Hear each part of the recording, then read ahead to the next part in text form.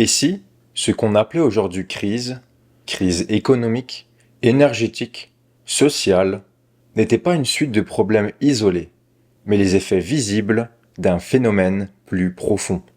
Inflation, tensions géopolitiques, urgence climatique, chaque problème semble séparé. Pourtant, une question s'impose.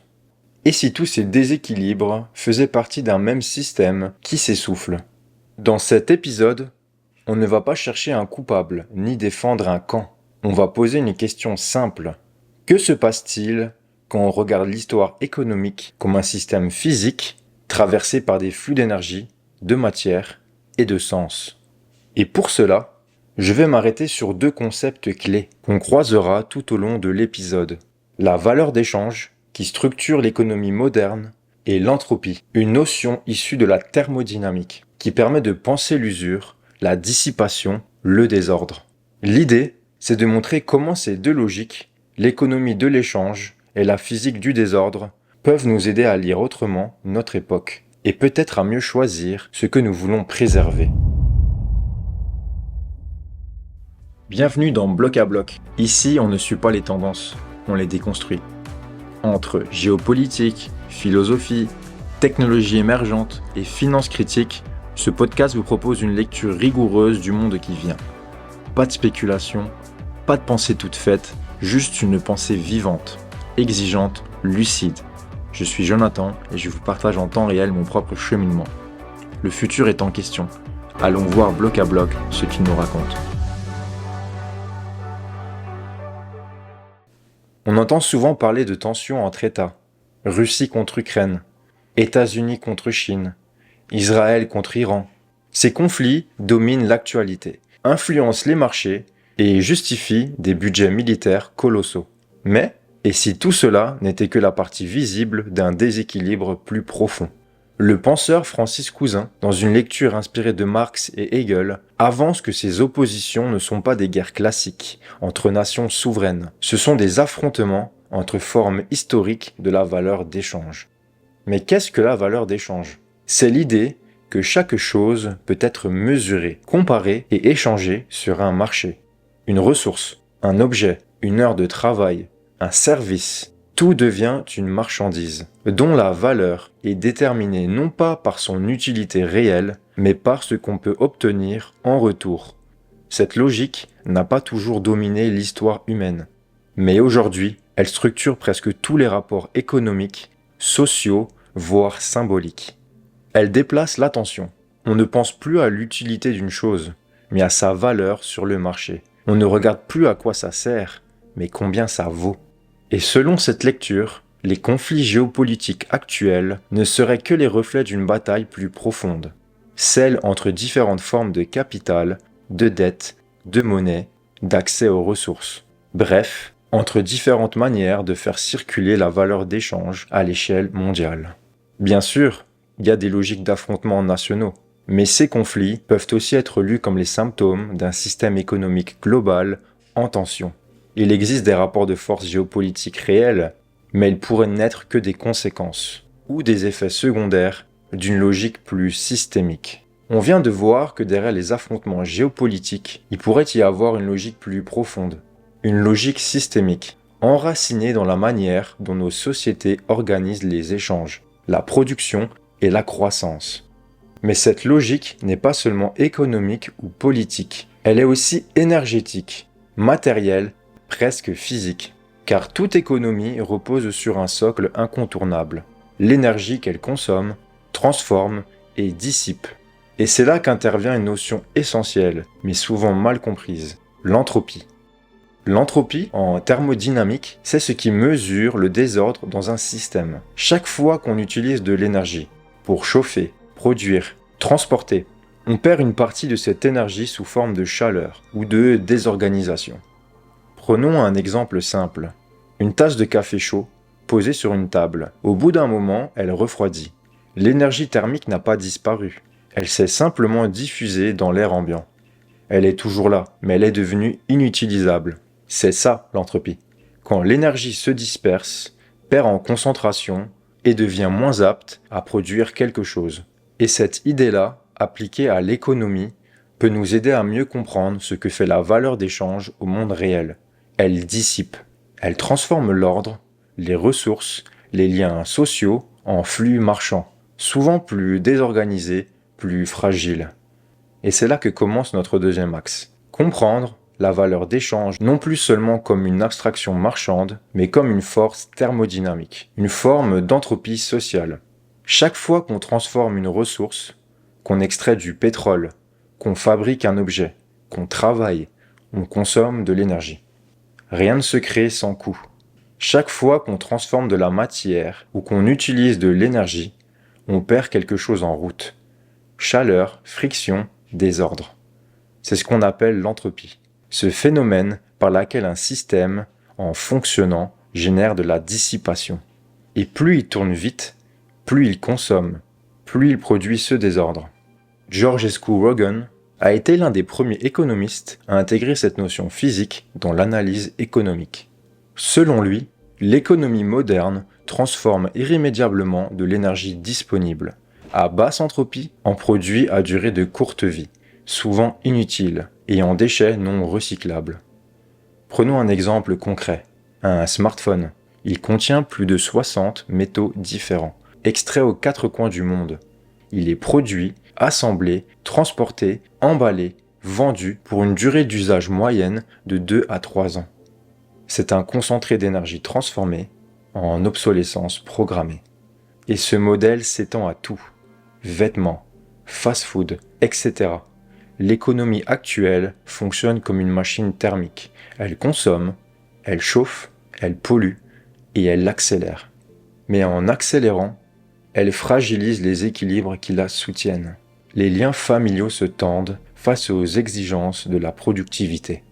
Les cultures locales s'effacent sous la pression d'un marché globalisé. Et l'environnement subit les effets d'une demande énergétique devenue structurellement excessive. Comme l'a écrit Ivan Illich dans Energy and Equity, Beyond the critical speed, no one can save time without forcing another to lose it. Ce qui signifie que dans un monde devenu trop rapide, l'efficacité se paye souvent au prix du lien social, du temps libre et de la qualité de vie. Ainsi, la valeur d'échange, loin d'être neutre, agit comme une force dissipative. Elle organise le monde selon une logique d'extraction, de transformation et de déstructuration. Elle remplace le sens par le prix, l'usage par le flux, le durable par le rentable. Et si l'histoire de notre époque, c'était justement cela, l'histoire d'une fuite en avant anthropique. Le capitalisme moderne repose sur une promesse, produire toujours plus vite, avec toujours moins de coûts. Et pour cela, il s'appuie de plus en plus sur les machines, les algorithmes, l'automatisation. Mais ce choix technique cache une contradiction de fond. Comme le rappelle Marx, la seule source réelle de valeur dans l'économie, c'est le travail humain. Plus on automatise, moins on a besoin de travailleurs, et donc moins on produit de valeur réelle. Ce paradoxe entraîne une série de dérèglements. Les entreprises produisent davantage, mais vendent avec des marges plus faibles. Pour maintenir les profits, il faut vendre plus vite, à plus de monde, souvent à crédit. C'est la spirale de la surproduction. Plus on cherche à compenser la chute de la valeur, plus on produit. Et plus on produit, plus on épuise. Épuisement des travailleurs d'abord, cadence accélérée, burn-out, précarité croissante. Épuisement aussi du tissu social, liens fragilisés, temps fragmenté, insécurité généralisée. C'est ce que Simondon appelait la perte du sens dans les rapports entre l'homme et la machine. Une société qui fabrique de la performance, mais qui perd l'expérience qualitative du monde. Autrement dit, le système actuel devient une machine performante, mais vide. Et comme toute machine qui tourne dans le vide, elle finit par chauffer, s'user ou casser.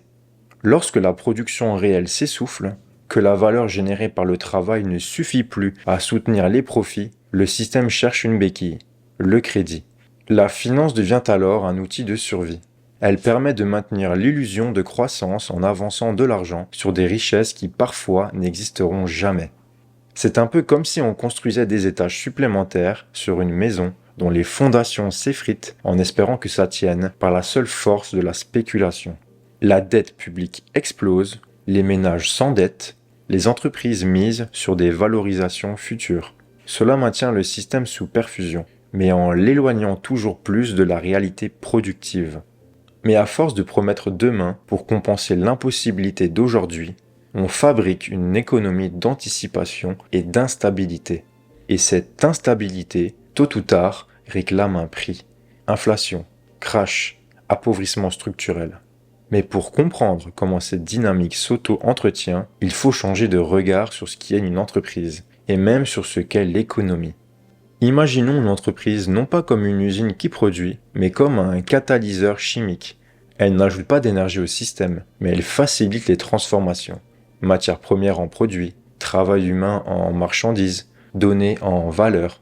C'est une logique de fluidification. Amazon ne produit rien. Il connecte, optimise, accélère.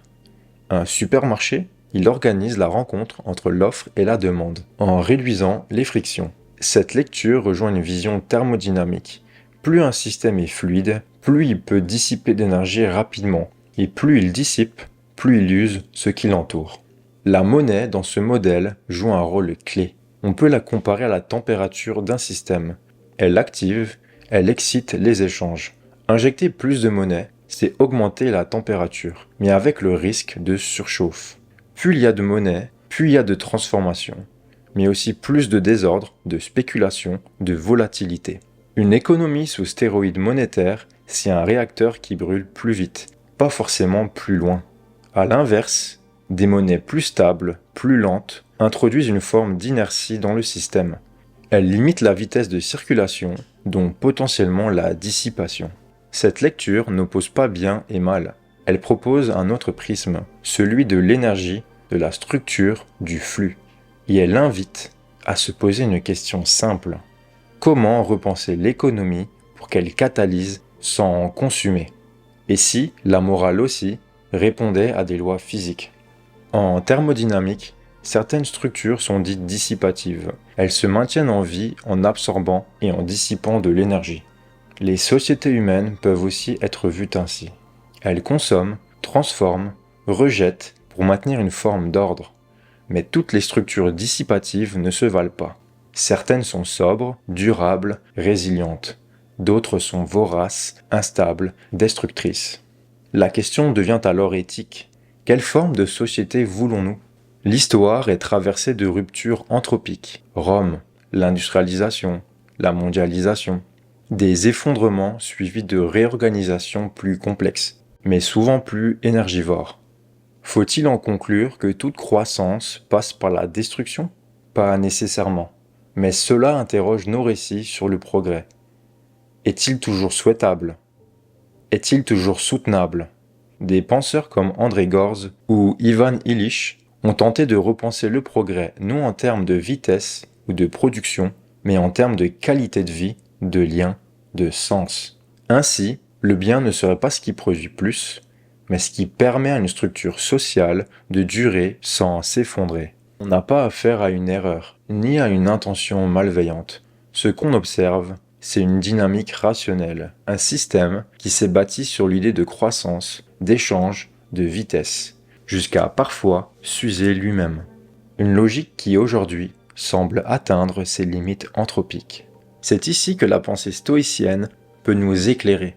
Ne pas chercher à tout contrôler, mais comprendre ce qui dépend de nous. Rétablir la mesure, l'équilibre, la lucidité. Nous ne pouvons pas changer le système d'un seul geste, mais nous pouvons changer notre regard. Et parfois, c'est là que commence le réel changement. Dans le déplacement du regard, dans la réorientation du désir, dans le choix du sens contre la vitesse.